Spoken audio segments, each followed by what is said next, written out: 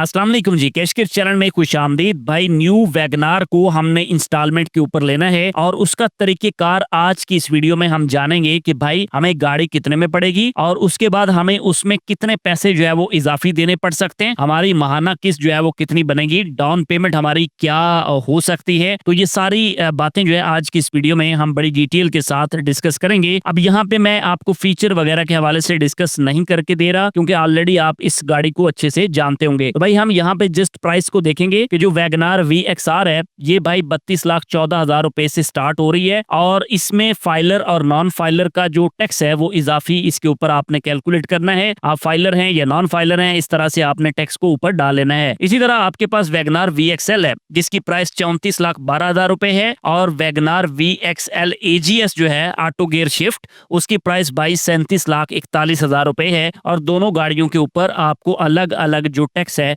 वो दिखाई दे रहा है। अब यहाँ पे हमने अपनी गाड़ी को बुक करवाना है भाई मीजान बैंक से। सवाल ये पैदा होता है कि मीजान बैंक से जब हम लीज करवाना चाहते हैं तो क्या ये इस्लामिक तरीकेकार के ऊपर है या नहीं है। तो ये मैं आपको सबसे पहले क्लियर कर दूं कि भाई मीजान बैंक जो है वो रिबा फ्री कार फाइनेंसिंग जो है वो ऑफर कर रहा है। अब ये क्या होती है, इसमें आप सूद से पाक अपनी गाड़ी को ले सकते हैं। अब इसमें ऐसा हरगिज नहीं कि भाई आपको इजाफी पैसे नहीं देने पड़ते, इजाफी पैसे जरूर पड़ते हैं, लेकिन ये जो फाइनेंसिंग है ये इस्लामिक असूलों के मुताबिक है जिसमें भाई आप 1 से 5 साल तक अपनी गाड़ी को लीज करवा सकते हैं। अब आज की इस वीडियो के अंदर हम इसी चीज को प्रॉपरली कैलकुलेट करने जा रहे हैं कि भाई हमें कितने पैसे इजाफी देने पड़ सकते हैं। न्यू कार के सेगमेंट के ऊपर हम आएंगे और भाई यहाँ पे कार वेंडर में आपने पार्क सुजुकी को यहाँ पे सेलेक्ट कर लेना है। अब आपके पास यहाँ पे कार का सेगमेंट है, आपने अपनी पसंद की कार को चूज करना है। तो मैं आपको सबसे पहले वैगनार VXR के हवाले से बताने जा रहा हूँ। इसका टर्नओवर हम 5 साल तक का मैक्सिमम रख सकते हैं। डिपॉजिट में आल्दो आपके पास 15% आ रहा है लेकिन नॉर्मली बैंक 15% पे आपको देंगे नहीं, तो भाई 30% को हम यहाँ पे रखते हुए कैलकुलेट करते हैं। मैं कोई रेजिडुअल वैल्यू नहीं रखना चाह रहा और कार को हम लेना चाह रहे हैं इमीडिएट, यानी फौरी जो है वो हम कार को रिसीव करना चाह रहे हैं। ठीक है, अब इसमें यहाँ पे हम कैलकुलेट के बटन के ऊपर दबाते हैं तो हमारे सामने टोटल डिटेल आ जाती है कि भाई साहब जो आपकी गाड़ी है उसकी प्राइस 32,14,000 रुपए है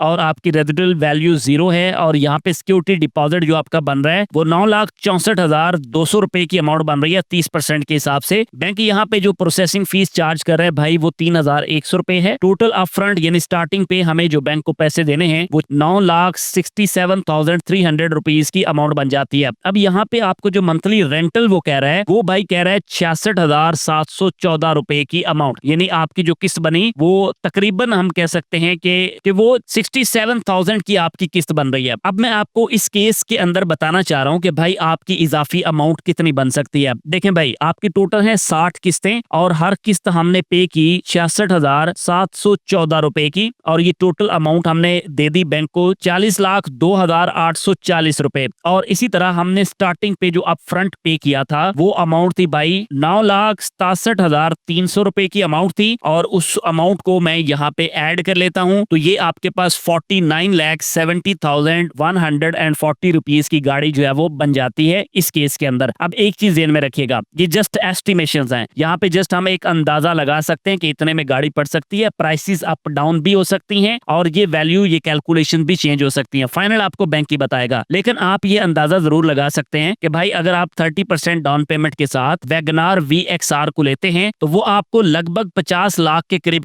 पड़ती है बैंक से। लेकिन इसमें ऐसा नहीं है कि आपको इजाफी सहूलतें नहीं मिलती, इसमें इंश्योरेंस आपको मिल सकती है, ट्रैकर वगैरह की सहूलतें आपको मिल सकती है। जब आप बैंक के साथ ये सारी शर्तें तय करते हैं तो बैंक आपको प्रॉपर्ली बताता है कि भाई इसमें इजाफी चीजें आपको क्या मिल रही हैं। तो आपके जहां इजाफी पैसे लग रहे हैं वहां आपको कुछ इजाफी बेनिफिट्स भी मिलते हैं। अब यहाँ पे हम ऐड कैलकुलेटर एक और नया करते हैं और इसके अंदर हम यहाँ पे न्यू कार के सेगमेंट पे आते हैं, लेकिन अब की बार मैं वैगनार VXR की बजाय चूज करूंगा वैगनार VXL को। और भाई इसका टर्नओवर भी हम 5 साल का रखेंगे। डिपॉजिट इसमें भी हमने कम से कम 30% रखा है और कार डिलीवरी हम इमीडिएट रखते हैं। तो इस केस में सबसे पहले तो ये जान ले कि आपकी जो माहाना किस्त बनेगी वो 70,621 रुपए की किस्त बनेगी और भाई जो आपका अपफ्रंट बन रहा है यानी आपने बैंक को स्टार्टिंग पे जो टोटल पैसे देने हैं वो 10,26,700 रुपए की अमाउंट है। सिक्योरिटी डिपॉजिट आपका 30% 10,23,600 रुपए और बाकी प्रोसेसिंग फीस 3,100 रुपया जो है वो आपके सामने आ रही है और कार की प्राइस 34,12,000 रुपए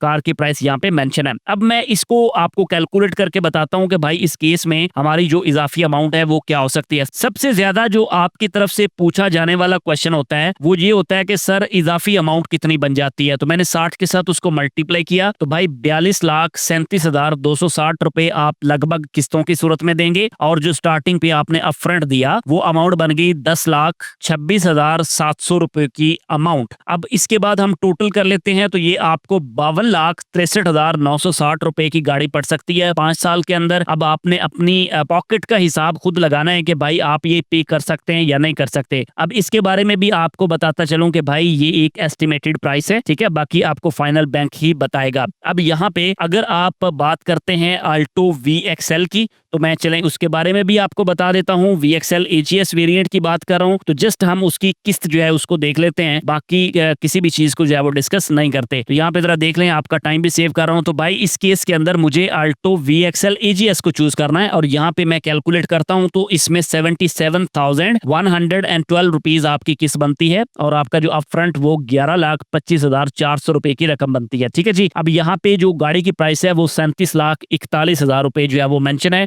बाकी ये प्लस माइनस जरूर हो सकता है। तो ये आपने एक एस्टिमेशन ले ली, आपने एक अंदाजा ले लिया जिससे आपको पता चल गया कि भाई आपकी जो गाड़ी है वो आपको कौन सी सूट कर सकती है आपकी कंडीशन के अकॉर्डिंगली। बाकी टैक्स के हवाले से भी मैंने आपको बताया, जो करंट डिटेल है वेबसाइट के ऊपर आ रही है ये मैंने बता दी, तो ये भी अप डाउन हो सकती हैं। इन्फॉर्मेशन लेटेस्ट जो है वो आपको या तो वेबसाइट से मिल सकती है या फिर जो है वो आपको भाई बैंक से कंफर्म करना पड़ेगा। अब मैं यहाँ पे एक चीज आपको बताता चलूं कि जब आप कार इजारा के अंदर अपनी गाड़ी को लेना चाहते हैं तो उसमें जो कंडीशन है ना वो आपको समझनी पड़ेगी कि भाई आप मैक्सिमम जो बैंक से फाइनेंसिंग करवा सकते हैं ना वो 10 मिलियन की हो सकती है, यानी बैंक जो है वो 10 मिलियन तक आपके लिए फाइनेंसिंग कर सकता है। एक तो ये चीज आपने ध्यान में रखनी है और दूसरा जो आपके पास टर्नओवर होता है वो 1 से 7 साल तक का मेंशन किया हुआ है, बट आप 1 से 5 साल तक अपने माइंड में रखिएगा। बैंक जो है वो नॉर्मली 1000 सीसी के लिए 5 साल तक के लिए जा रहा है। अब आपके माइंड में तकाफुल के रेट्स भी आ रहे होंगे तो यहाँ पे EFU और आदम जी के हवाले से तकाफुल के रेट जो है वो बताए हुए हैं। तकाफुल कहते हैं जी इंश्योरेंस को, तो इंश्योरेंस की कंडीशन भी यहाँ पे आपको बताई हुई है। अगर आप डॉक्यूमेंट्स की रिक्वायरमेंट की बात करें तो वो सारी आपके सामने यहाँ पे गिवन है, स्क्रीनशॉट ले सकते हैं, आप इसको रीड आउट कर लीजिएगा। अब आपने अप्लाई कैसे करना है, यहाँ से अप्लाई कर सकते हैं या बैंक की ब्रांच से आप राब्ता कर सकते हैं, किसी भी ब्रांच से, ठीक है जी। अब यहाँ पे आपके पास सैलरीड प्रोफेशनल और बिजनेसमैन के लिए अलग अलग कंडीशंस मौजूद है, इसका भी स्क्रीनशॉट ले लीजिए ताकि आपको पता चल जाए कि भाई आपको क्या क्या चीजें जो है वो बैंक को प्रोवाइड करनी पड़ेंगी। आई होप आपने ये सारी बातें बड़ी अच्छी से समझ ली हैं। मजीद आपका कोई क्वेश्चन हो तो आप उसको पूछ सकते हैं। नेक्स्ट वीडियो आपने किस टॉपिक पे देखनी है ये भी कमेंट सेक्शन में आपने लाजमी बता देना है जनाब। मिलते हैं आपसे एक और वीडियो के साथ। अल्लाह हाफिज।